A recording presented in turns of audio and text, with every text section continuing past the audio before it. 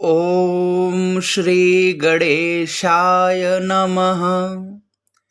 ॐ नमो नारायणाय। आप सभी को श्री हरि शयनी एकादशी जी की हार्दिक शुभकामनाएं। श्री एकादशी जी भगवान को अत्यंत प्रिय है।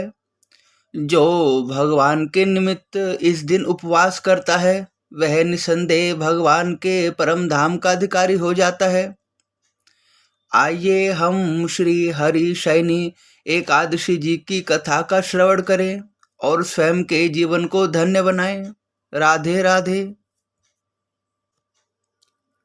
धर्मराज युधिष्ठिर जी ने पूछा, हे भगवन, आषाढ़ के शुक्ल पक्ष में कौन सी एकादशी होती है? उसका नाम और विधि क्या है, यह बतलाने की कृपा करें। भगवान श्री कृष्ण बोले, हे राजन, आषाढ़ शुक्ल पक्ष की एकादशी का नाम शयनी है। मैं उसका वर्णन करता हूँ। वह महान पुण्यमयी, स्वर्ग एवं मोक्ष प्रदान करने वाली, सब पापों को हरने वाली तथा उत्तम व्रत है। आषाढ़ शुक्ल पक्ष में शयनी एकादशी जी के दिन जिन्होंने कमल पुष्प से कमल लोचन भगवान विष्णु का पूजन तथा एकादशी का उत्तम व्रत किया है, उन्होंने तीनों लोक और तीनों सनातन देवताओं का पूजन कर लिया। हरि शयनी एकादशी जी के दिन मेरा एक स्वरूप राजा बलि के यहाँ रहता है और दूसरा क्षीर समुद्र में शेषनाग की शैया पर तब तक शयन करता है जब तक आगामी कार्तिक की एकादशी नहीं आ जाती।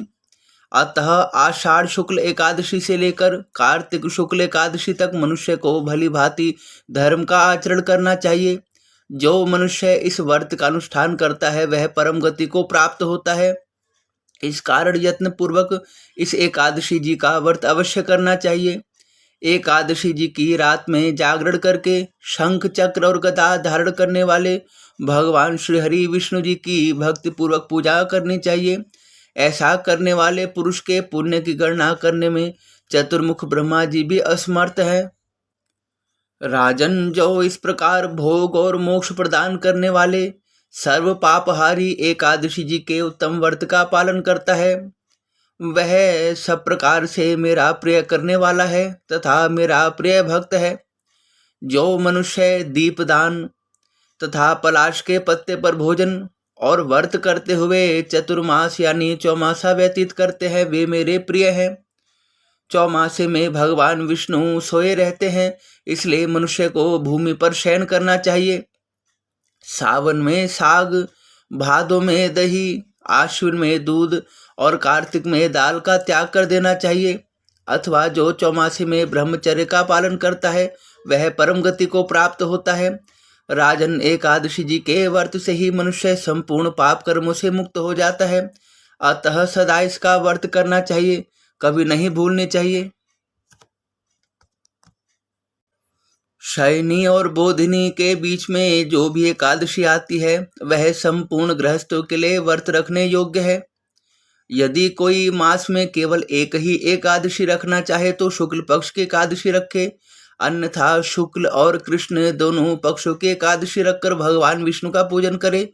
किंतु चतुर्मास में प्रत्येक एकादशी जी का व्रत करे और भगवान विष्णु का प्रीतिपूर्वक पूजन करे। ऐसा करने से वो भगवान के परम धाम का अधिकारी हो जाता है।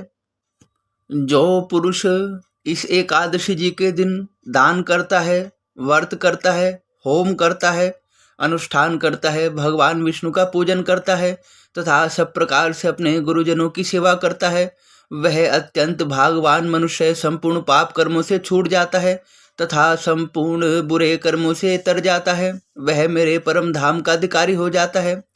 जो मेरी प्रिय तिथि एकादशी जी को मेरे निमित्त मेरे भक्तों में इस कथा का प्रचार करता है, प्रसार करता है, वह भी मेरा अत्यंत प्रिय पार्षद हो जाता है।